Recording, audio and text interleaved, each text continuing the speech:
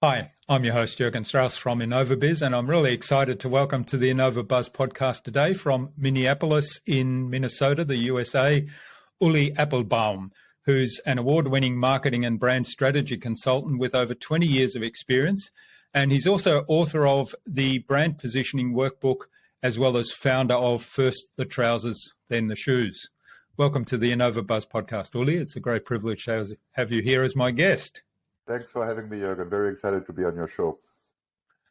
Now, one of the things you say in your book, or something I read, that you have a desire to go beyond the superficiality. It's hard to say. You have a desire to go beyond that of the thinking that characterizes marketing and advertising today. And there's lots of examples of that. That's expressed in the typical buzzwords that are used. It's expressed in the desire to always be getting new customers and kind of ignoring existing customers and many other things. So I'm really keen to dig into that some more with you today. Before we do that, what's the impact you're making in the world today, Ulli? Well, I'd like to think that through my work and through my family life, I help marketers do a bit of better thinking when developing their marketing programs. And on my family life, to be honest, I think raising 3 great children and turning them into great human beings is the biggest possible impact I can have. Call it my legacy. Yes. I know that feeling all too well. I've done 2, so not quite up to your standard, but wonderful human beings. Yes. Awesome. Yeah. So far I haven't messed up. They are 13, and 11, and so far they're thriving and doing good. So I'm doing good for now. Excellent. All right. Well, you've got the fun times ahead of you. I've managed to survive the teenage years, and they're off my hands now, looking after themselves. But we still have a great relationship, and they're doing really well. That's awesome. I'm dreading those years, and I'm looking forward at the same time. It's just life. So yeah. Yes. All right. Now, talking about the superficiality, I'll learn to say it by the end of the conversation today, of branding and brand strategy. It's interesting. I mean, I'm sure you're asked this. In fact, I know you're asked this on podcasts all the time. What specifically is a brand? I mean, we all have this idea of a brand, and a lot of the times people talk to me and say the brand and what are the colors, what are the logo and so on. I say, well, brand's a lot more than that. So explain to us how you look at a brand. Yes, absolutely. And so it took me 25 years to embrace this definition, right? To make that clear. So, it's with many things in life, the more you learn, and the more you experience, the simpler your definition become. And for me, a brand really is, well, not only for me, for a lot of people, a brand really is the sum of all the associations that you have with a specific offering, right? So when I think about Coca-Cola, I think about friends who drink it. I see about Coca-Cola in the press. Of course, there's the bottle, there's the color, so there are brand assets, but also associations with that. I remember the time a few years ago when during a very hot summer, I participated in a trial, people just handing out bottles of Coke, and remember the flavor of this cold, sweet drink on a hot, sunny day. Those are all impressions and associations that you create with an offering, ideally to make it stand out from competition, ideally association that are relevant enough for you to, as a consumer, to be willing to pay a premium for that specific product and not switch at the first sort of like price difference with a competitor. That's really it. So and to come back to your initial question, Jürgen, sorry, I'm a bit slow. It's getting late here after a long day at work. Is one of the things I want to try to do, which I do in all my work, is try to demystify branding, right? And marketing. It's not rocket science. The way I describe it always, it's 90% common sense. And that's really what it is. So coming down to the essentials of marketing and branding is sort of like, I'm not sort of like professing it, but it's something I aspire to do, at least in my work and in the work I do with my clients as well, if that makes sense. Yeah. All right. Well, simplifying things and bringing it down. And I guess the name of your business, first the trousers, then the shoes, is kind of I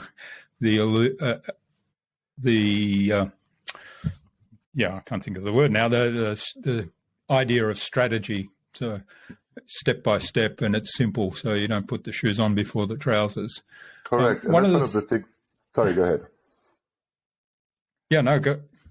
I was about to say, that's another thing I've noticed in the last 15, 20 years in the industry is we become more and more transactional in our marketing as opposed to strategic. So, it's like, okay, what should be my TikTok, campaign or strategy? How should I respond to the metaverse and all these kind of questions? Whereas I believe the first question is always, who are you? What do you stand for? What do you want to achieve?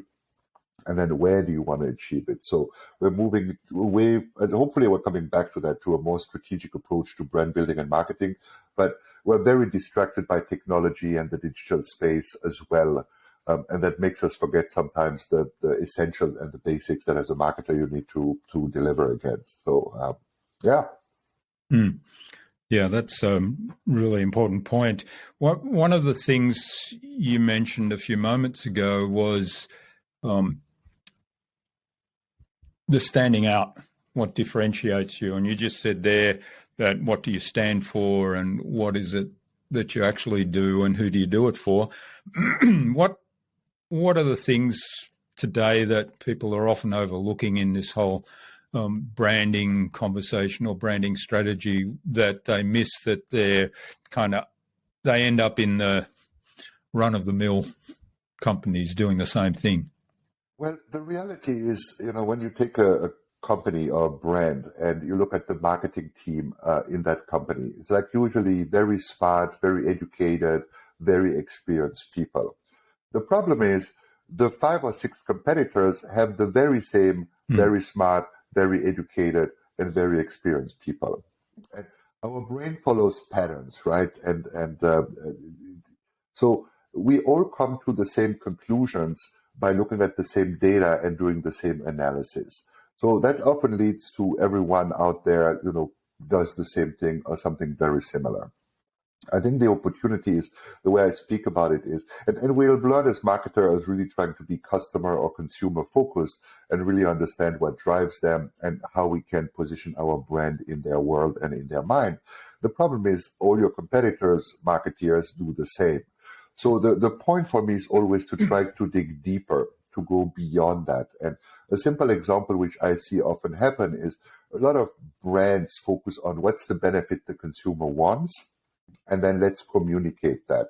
Where I like to go a step further on, what do the consumer want and how can we bring this to life or associate our brand with this benefit in a way that is truly unique and differentiating in the category out there. So, toothpaste brushes allows you to keep your teeth clean and have a dental hygiene. Great. All the toothpastes out there do that. So how do you speak about your toothpaste and the benefit it provides in a way that makes you stand out? That is, I think, the opportunity most marketers have and the step that most marketers do not take. It's not rocket science. Again, it's common sense. And we'll come back to that regularly, I suspect. So, yeah. Well, common sense is not all that common, which is an opportunity for those of us that can master this, right? That's true. My luck. Maybe I shouldn't be promoting common sense. Continue with the craze and the buzz. That's okay with me. Yeah. Now, in the Brand Positioning Workbook, you talk about 26 different sources of brand association. And I think that's where it's not rocket science comes back. It's what I really like about that is you've got sort of 26 different frames of reference, if you like, to look at your own product or your own service offering and consider it from that point of view. So talk to us a little bit about that and maybe you can give us 1 or 2 examples. Yeah, that is exactly right. So the 26 sources of brand associations are based on an analysis of over 1,200 case studies of effective marketing. So I didn't make them up. And an experienced marketer will go through the 26 and we'll look at every one of them and say, oh yeah, I encountered that, or a competitor used that, or that's familiar. So there is no silver bullet, no like magic association that you never thought about. The beauty of it brings all 26 into one framework, that when you think about how can I position my brand, you can systematically explore these 26 sources of brand association and see how do they apply to my specific situation. So, and when you think about the 26 sources of association, they're grouped into 3 categories. One is the frame of reference. So what the context in which I present my brand. And that can be anything from, a consumer ritual that a consumer go through, that you can identify, that you can get your brand associated with. Typical example would be, we all go through this ritual in the morning as getting ready for the day. We shower, we brush our teeth, we do our hair. That's not the case for me, but a lot of people do that. And you go through this transformation, right? From sleepy, cozy at home to getting ready for the day. Women put makeup on. It's sort of like, it's almost like a battle cry. I'm ready for the day. If you understand this ritual, can you insert your brand in a meaningful and relevant way in that ritual to add meaning to your specific brand? So that would be a contextual sort of like source of association. The second territory is really about how do I engage with my consumers? What's the benefit? Is it an experiential benefit? Is it a psychological benefit? Maybe I can play a meaningful role by tapping into brand archetypes, so understanding the core motivation driving my consumers and tapping into that.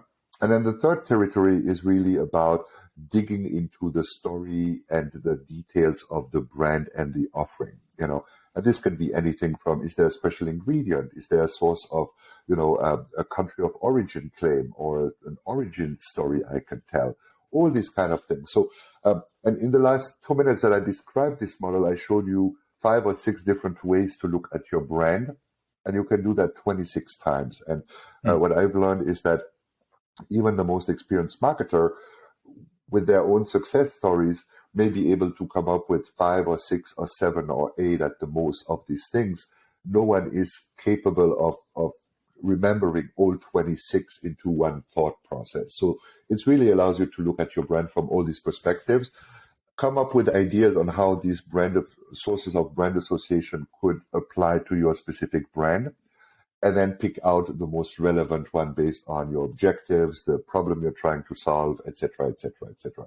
So that's really it. And again, it's not rocket science. It's proven successful sources of brand association just on one plate in front of you that you can systematically explore to come up with ideas. So, and for each source of association, I should add, in the book includes 3 or 4 or 5 questions that are designed to guide your thought process on this specific source of association.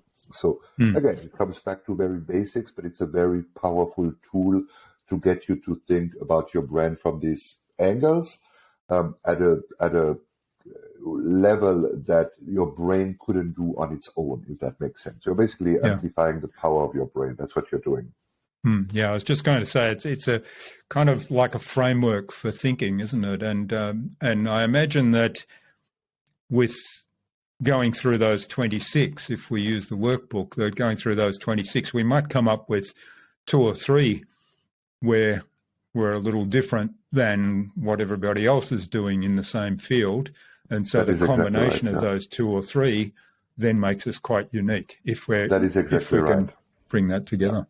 I look at the strategic development as a creative problem-solving process, and every creative problem-solving process, obviously, you need to understand what problem you're trying to solve. But the key to success, also the key to innovation for me, is to really come up with a very wide and very deep list of potential solutions. If you take 2 scientists and have them come up with solutions, they'll come up with, 20, 30 solutions that are based on science and that are true to what those scientists think and believe. Same with marketers. Bring in 6 people with 6 different backgrounds and experience levels. You get already way more potential solutions from which you can choose from. take these 6 people and use a methodology like described in my book. But the truth is, it could be another methodology as well. It's just a methodology to guide your thoughts away from their natural patterns. And you get even more solutions. So yeah, it's really about increasing your odds by looking at as many possible angles, potential solution as possible, in the hope or with the objective that a couple of them will pop out and say, wow, I've never seen that, or get the reaction of, okay, no, we can't do that. That's too much. But those are the solutions you look for when you go through the process. I love it.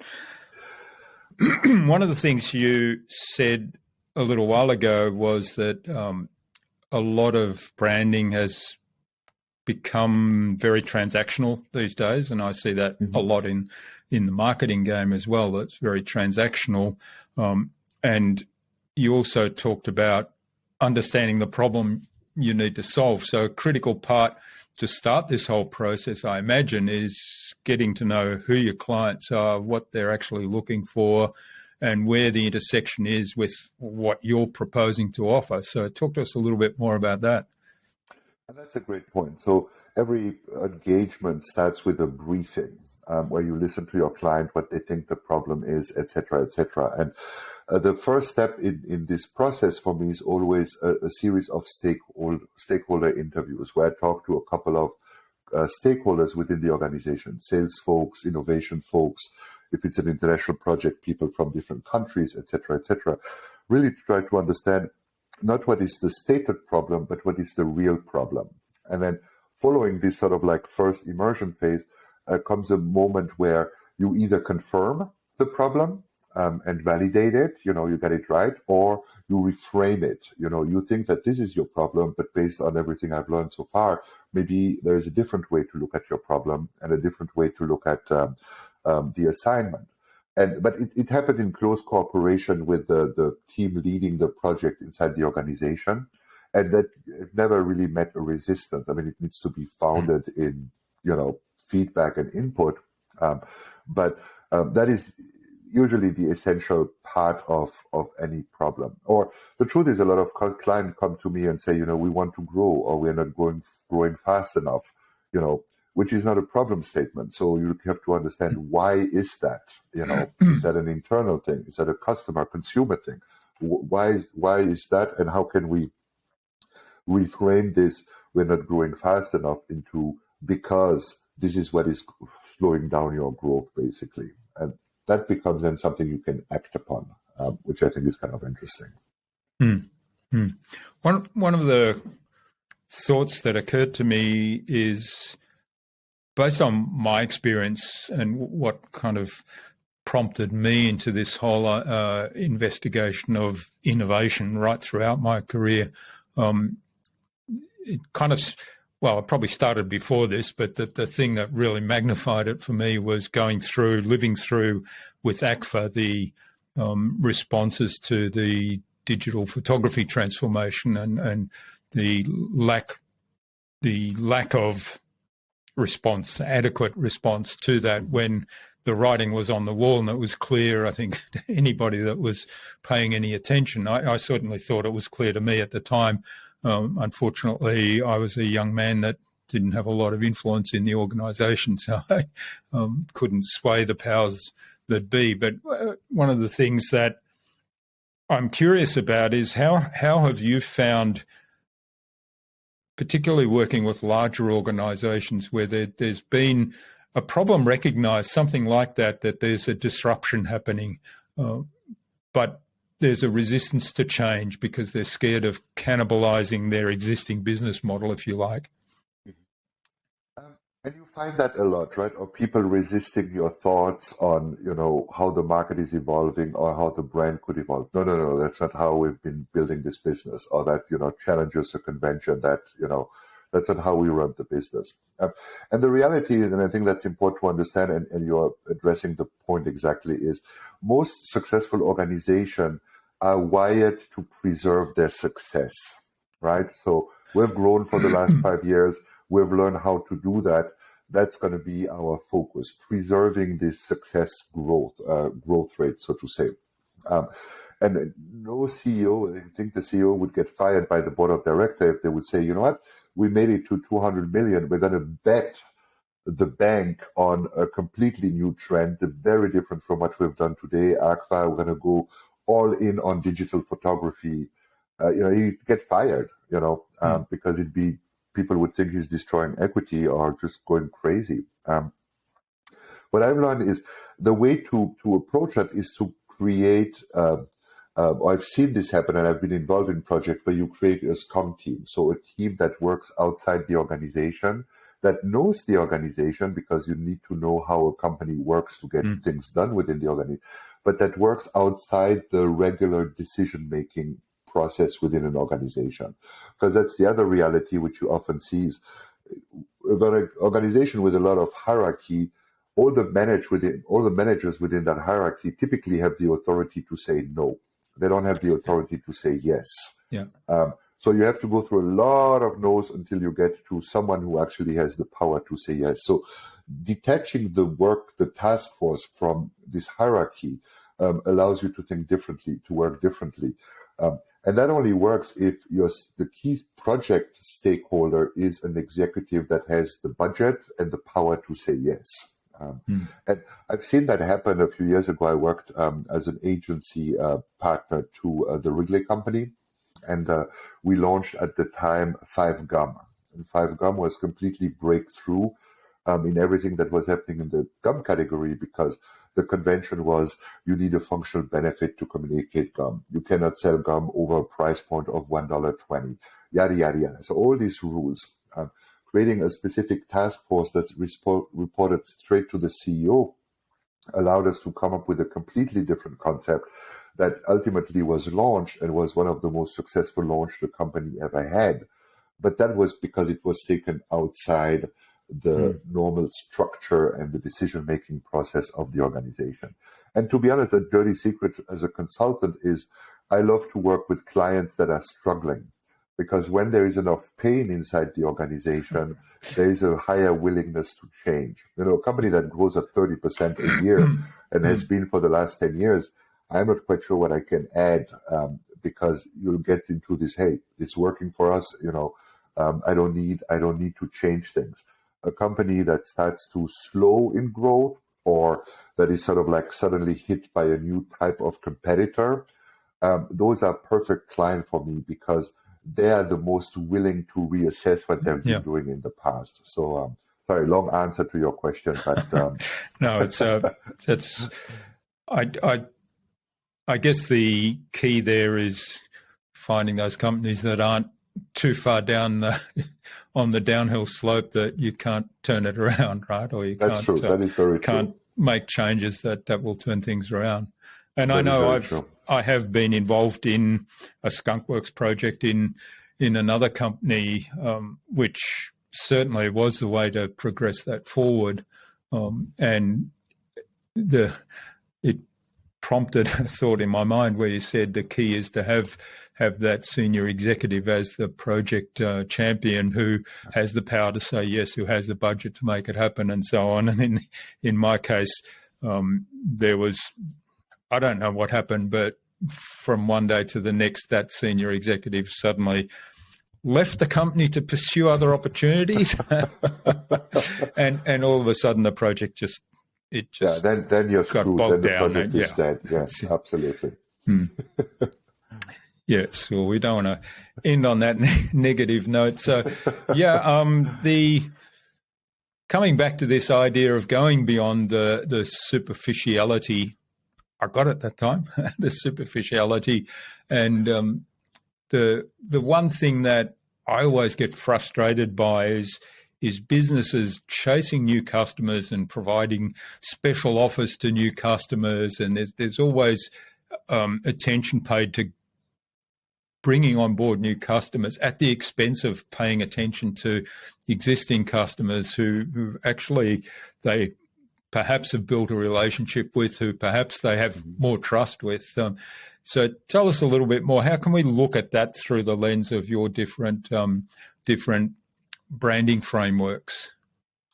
Well, that's a great point, and that has to do with segmentation, right? Who do I appeal to? So, when you're coming, so one thing is once you start to build this association, you want to stay true to them, but you also want to be able to communicate them in a relevant way to your core users, and to potential users who may know of you or may not know you, that may need a different language. So, segmentation is a crucial and essential part of that.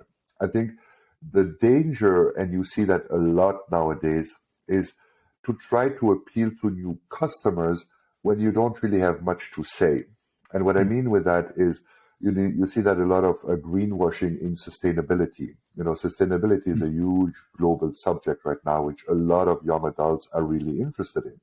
Well, the truth is, when you don't have much to say about sustainability, the best thing you can do is to say, we don't have much to say about sustainability, but we're working on it, as opposed to try to greenwash you. So to get to this super, you want me to talk about green? And, I walked 2 miles today as opposed to take my car. Look at that. I'm, at the forefront of sustainable. That's bullshit. And consumers will notice that.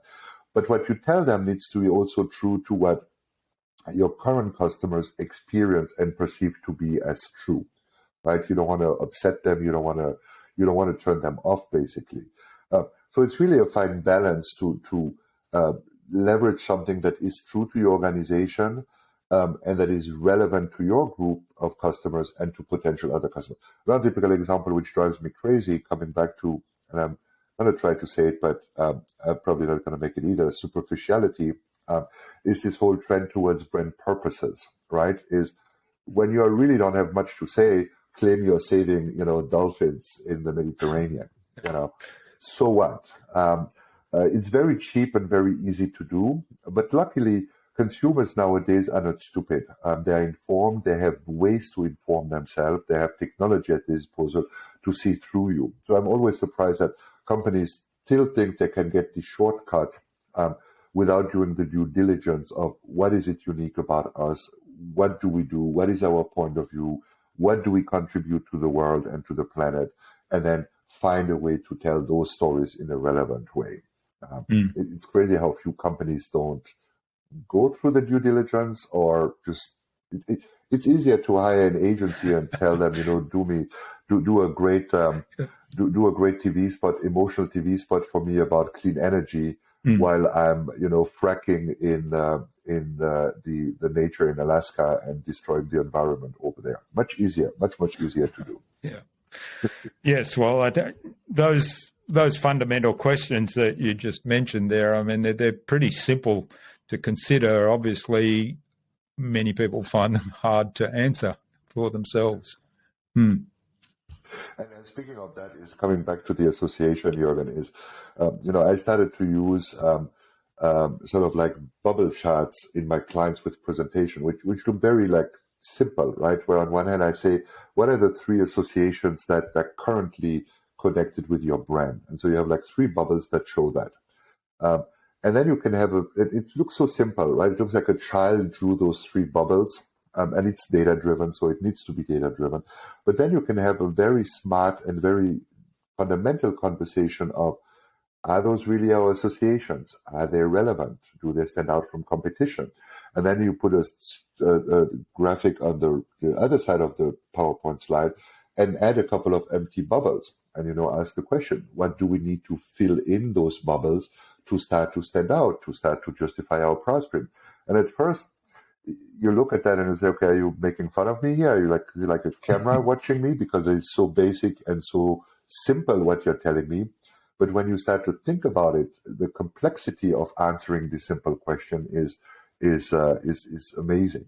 And for me, it's often a way to show my clients to what you think is unique is completely market generic, because look, your competitors have exactly the same bubbles. You need to stand it. Very, very simplistic or simple way to approach it, but very fundamental way. Coming back to what I said at the beginning, the more I learn, the more basic my thinking becomes. Yeah. And in some ways, it's just breaking things down into the simplest fundamentals and then allowing everyone to understand those simple fundamentals and build that back up again to the big picture. That is exactly right. And if you come back to my chart analogies, you cannot have like 26 brand associations with your current brand, because no person with common sense will think that a brand has all these associations. So you need to reduce them to the most essentials, and so it guides your thought process in a very simple but very powerful way, I find. So Excellent. All right. Well, this is fascinating. We could go on talking for ages, and we haven't even touched on some of the other things that I know you've got, such as the positioning roulette method cards, which I find fascinating because I think there's applicability to those in things more than marketing. But we'll leave that for our listeners to go and check out on your website, and we'll point that out later. I think it's a good point now to move on to the buzz, which is our innovation round. It's the same 5 questions I ask of every guest. And the idea is that your answers will inspire the listener to go and do something awesome today as a result. No pressure. Let's hope so. All right. What's the number one thing anyone needs to do to be more innovative? So this sounds like a cool thing to do and the obvious thing to do, but it's the most difficult thing you can do is get out of your comfort zone. Do things you haven't done before. Try things you haven't done before. Go to places you haven't done before. Go talk to people. And it sounds, oh yeah, that's cool, right? I'm an explorer. I'm sort of like an adventurer. Yeah. The reality is no, we want to sit on our couch in our blanket, eat our comfort food, and not talk to the guy, who looks a bit different from us. But I've learned that is sort of like the biggest thing you can do because it opens your mind. And typical example for that is global travel, right? You've traveled a lot as well. Going into another country, just looking at what's going on, how people interact, how people eat, the culture, all these kind of things, cleans your mind in a sense and gets new ideas without really you just sitting in a coffee shop in the Paris Champs-Élysées and drinking a coffee. It just cleans your minds and fills your minds with new ideas. But get out of your comfort zone. That is for me number one. I love it. Yeah. And that global travel, I mean, I know you were born in Germany like me and lived in South Africa and Belgium and now in the US. And I'm not sure I've got everything there, probably and a few Hungary, others. But, and yep. Yeah. And I've certainly experienced that. I had a global role in my last company where I was in my corporate career and traveled a lot in Asia. And that was an eye opener. I mean, it's, you mentioned that, as a Westerner, traveling and living in different places in Asia, where at times not only can't you speak the language of the people and you're the only one that looks different. Yeah, you're the one that's different, and you can't even read anything. And then the thousands of years of history and culture that are in different places, and unique history and culture in all the different little countries throughout Asia is just so fascinating. And it's that certainly opens your eyes and it shifts your perspective, doesn't it? Absolutely. And what I've noticed, and I don't know how it's in Australia, it's a little less in Europe because there are so many countries that are all together. But one thing I've noticed here in the US, there is an innate fear of anything abroad, right? So I've had friends call me and said, hey, I was thinking about spending a week in Istanbul, but isn't that dangerous? And I'm like, no, Istanbul is one of the most amazing cities you can find in Europe right now. It's way less dangerous than the US. Yes, they speak Turkish. Yes, they eat different food. Yes, the city is chaotic, but it's one of the coolest places you can go, but there's an innate fear of, and that's what I mean with getting out of your comfort zone. It's easier to fly to, Florida or to, the Bahamas because they all speak English and a lot of them use US dollars. So it's comfortable. Yet I see a little ocean and a dolphin, maybe if I'm lucky. No, that's what I mean. Go to another country. Immerse yourself in a world that feels uncomfortable. You'll learn, and I'm sure you learn that too, is there are good people around the world. There are more good people around the world than there are bad people around the world. And as long as you're respectful to other cultures, and as long as you don't walk around flashing your money or, you being a Westerner, rich Westerners, you will be fine. People will welcome you and will respect you and will embrace you. So that is really for me the biggest and most important. Anything else is just tools and techniques to get you to think differently. That is the full immersion program. Excellent. All right. Well, what's the best thing you've done to develop new ideas? Well, sorry for the shameless self-promotion, is the book I wrote. And that was really coming out of the lack of available tools that I could find in the public. And based on 25 years of experience working in the business and coming up with ideas. So after that, I decided, you know what, no one wrote the book on how to think creatively about a positioning. So I'm going to do it. So I'd like to think that that's right now, at least, the biggest contribution I've done to innovation. Excellent. All right. Well, and as I said, we'll link to that in the show notes, and we'll talk about that in a few moments. Now, what's a favorite resource you have that you use most often? So it's going to sound weird, but one of my favorite resorts is talking to random people. And I'm an introvert. So it's coming back to the comfort out of the comfort zone. But over the years, I've learned that I can connect with anyone sitting on a bench. And you know, here in the US, you know how divisive everyone is. And like a few years ago, we had charming Mr. Trump running the country.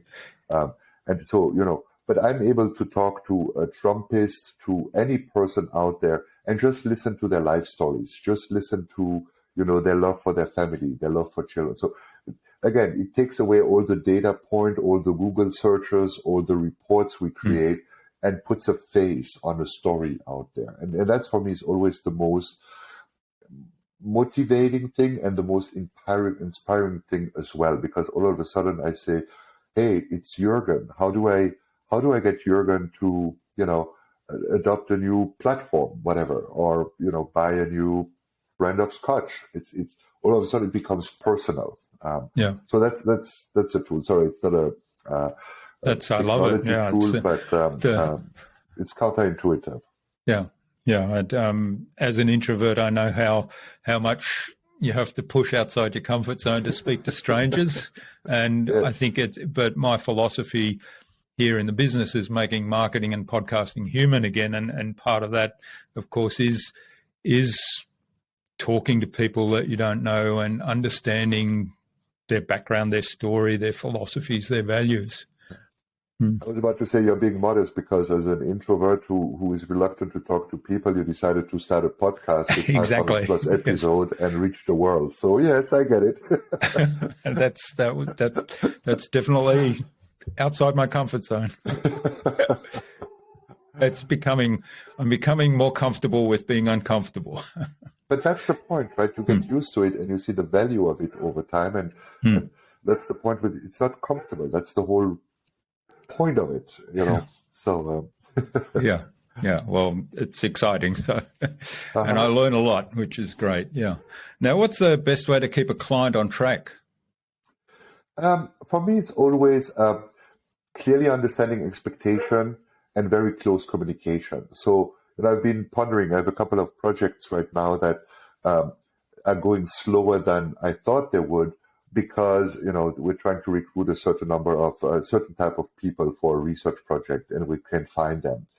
So I've learned that in addition of my consulting work, my job is really to help solve problems to get a project to move forward. Now, that you do best if you communicate clearly and consistently with your client, so they know exactly where you are at and what challenges you're facing.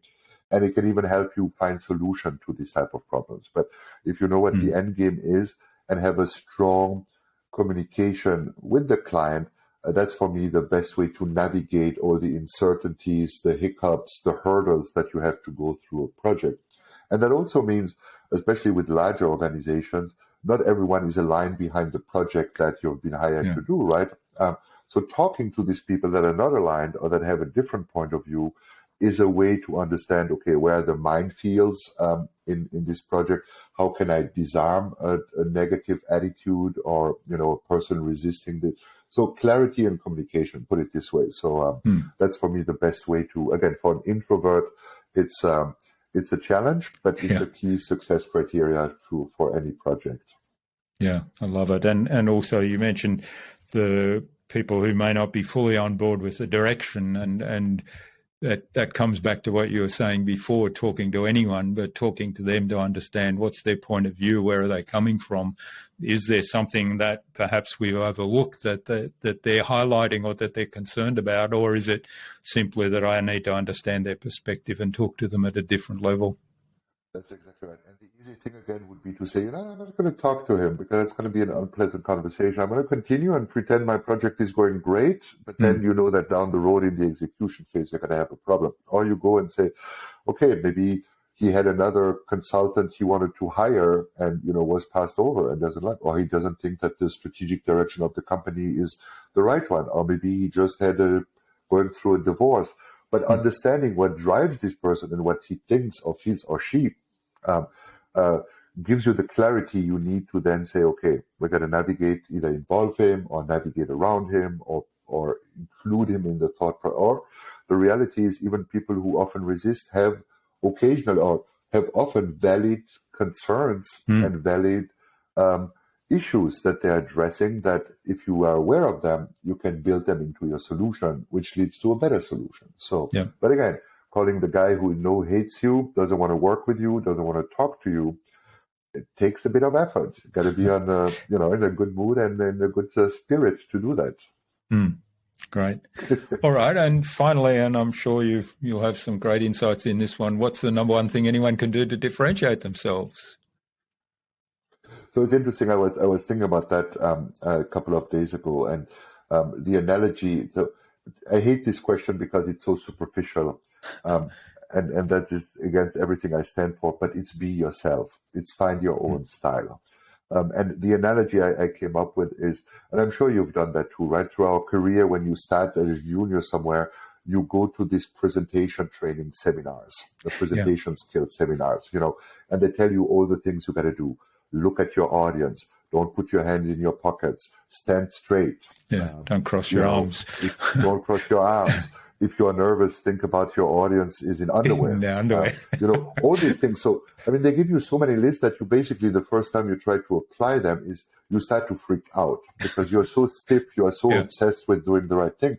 And as you learn, and I'm sure you've learned the same as well, as you grow more confident in your career and have more presentation, the real impact you create is to be yourself, which is your sense of humor. If you want to put your hands in your pockets, put them in your pockets. That's not the determining factor in your presentation skills. If you want to sit on your hands, do that. If you want to make jokes, do that. It's really about finding your unique voice and your unique style that people will remember. And the truth is, most people will like it, or as you learn to, you're also selling, right? So you learn how to sell, and a lot of people will respond to the salesmanship. Some people will hate you for that, and that's perfectly fine as well. Right. You cannot make everyone happy, but at least people will remember you. And that's for me, and that you can only achieve that by, using your style of presentation, your sense of humor, your rhythm in presenting, and all these kind of things. So that's for me how do you stand out? Any other thing maybe to close the loop is, don't be superficial. Don't go with the buzz everyone else is going. If you have a conversation with two marketers and everyone is like, oh yeah, it's all about brand purpose nowadays. Yeah, we need a brand purpose. And you have one person in the group that says, I completely disagree with everyone else here. I think a brand purpose is the dumbest thing in the world for this specific solutions. Trust me, you'll be remembered, not the 9 guys who said, yes, we need a brand purpose.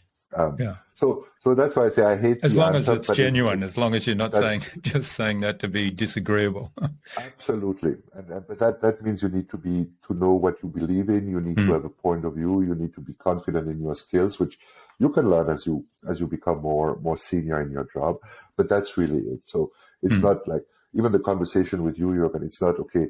How can I please Jürgen? How can I make him like me? Or how can I say smart things? And how can I make him laugh? No, it's you see what you get, and we're having a nice conversation about the subject, probably different than your other guests. Well, I know it is, but that's just the reality. Some people will remember it. Some people would say, what an idiot.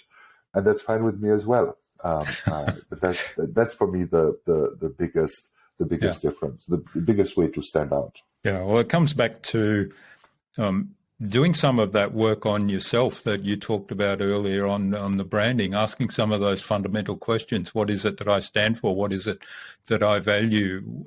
Being self-aware so that you know this is my style, and that kind of helps you be comfortable in presenting this style. This is fine, even though there'll be a lot of people that say we don't like that, and that's okay. Absolutely. Because if you don't, if you were to connect with those people by putting on a different persona, let's say, then down the track somewhere it's going to be stressful. Yeah, it's not going to be you. You're going to feel uncomfortable. You're not going to feel, understood for who you are, or attract the type of people that you want to attract. And you're just building a real Instagram bubble in your real world. And it just doesn't make, you'll suffer from it at the very end. But again, it means that, not everyone's going to like me. I'm okay with that. It's uncomfortable, but I'm okay with that, But you learn that as you learn that as you become more mature, probably as you grow older as well, and you're just more relaxed about things. Yeah. I find that always interesting when I work with young people. I always try to ask them, what do you think? When we think about an idea or look at some creative work and stuff like that. And a lot of young people always misunderstand my question by thinking that I'm asking them if they like it or not. So, and they want to give me their personal opinion about what we're discussing. And then I often have to reframe the question by saying, no, you're a young media person. What is your media point of view on the idea we are focusing on, And that's just some things people have to learn on, I'm in a group, I have a point of view, I need to share it. That's what people want to learn from me. Not, do I like the color yellow or red? No, it's like, does it make sense from a media perspective or from a media channel perspective, or do we see issues? So it's just a learning process we'll have to go through. Yeah, excellent. And it's a great example of how language can be reframed also to draw out those people. Absolutely. All right. Well, thanks, Ulli. This has been fabulous. I'm really enjoying the conversation, and thanks for getting us through the buzz as well. Now, where can people find out more about the work you're doing? First the trousers, then the shoes, about the Brand Positioning Workbook, and maybe even reach out and get in touch to say thanks for what you've shared. Yeah. So thanks for asking. The best way is probably through LinkedIn, Ulli Appelbaum on LinkedIn, or you just Google my name, and trust me, I'll be popping up all over the place. And the book, the Brand Positioning Workbook, and the positioning card you mentioned earlier, and there are other cards I'm selling on Amazon as well. You can find them on Amazon. So just go on Amazon and Google Brand Positioning Workbook or my name, and the products will pop up. That's really the best way. I don't like to share like social media information, Instagram and stuff like that, because I look at that as my private world where I follow my hobbies and, these kind of things. It's not a professional platform for me. So, and I hate Twitter, so I'm never on Twitter. So LinkedIn is really the way to find me. Okay. And we'll make it easy for people to reach you there. We'll post those links in the show notes. So, thank you. Appreciate it. It was a pleasure talking to you. Thanks for having me. Excellent. Now, what action would you like our listener to take out of today's conversation? Get out of your comfort zone. And that's really what I do, something you haven't done before. You like coffee, try tea. You like Chinese food, try to go to a Mongolian restaurant if you have one, and go out of your comfort zone. Or the best way to do it, travel the world, go into a country that you might be a little bit intimidated by it, but not the Bahamas. And when you go to that country, don't go into the exclusive, all-inclusive resort. Book an Airbnb, rent a car, do your own thing. It's the best way to just clear your mind, and just fill it up with new thought. Either you're going to hate it and say, I hate travel, I hate everything outside my country, but that's the minority in my experience. The majority will say, that was so amazing. Look, they do things differently, but hey, look, you know what? It works. It actually works better than it works in our country. And all that by just going on a trip. It's very simple. Yeah, and speak to people. I mean, I know from my experience in Asia that I mentioned before, often And this was before we had Google Maps. So I would often go for a walk with my cameras out in the countryside, out off the beaten track, and I'd have my map. And anytime I would stop somewhere to read the map and try to get orientated and figure out, well, how do I get to the next spot I wanted to get to? 9 times out of 10, somebody would come up and speak to me and say, can I help you? Can I help you find your way? So yeah, the place is a friendly. The world is a friendly place, and absolutely, fully agree with you. Excellent. All right. Finally, Ulli, who else should I get on the show and why? Who else should you get on the show and why? This, to be honest, that's the one question I haven't really thought about.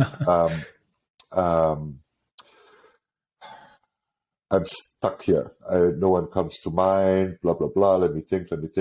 No one comes to mind. Well, we'll come back to you with that one. Yes, do that offline. Excellent. All right. Well, thanks so much for sharing your time and your insights so generously with us today, Ulli. This has been fabulous. I've really enjoyed the conversation, and I'm sure there's lots of value for our listeners in what you've shared with us today, and also in the links that we'll have in the show notes that people can follow up and find out more. Great question. I enjoyed talking to you, and I'm sure the second I hang up, I'm going to say, you should have talked to so-and-so. That's going to come back to me. That's fine. We'll include those in the show notes once we work it out. So thanks so much, and please do stay in touch. Will do. Absolutely. Thank you, Jürgen.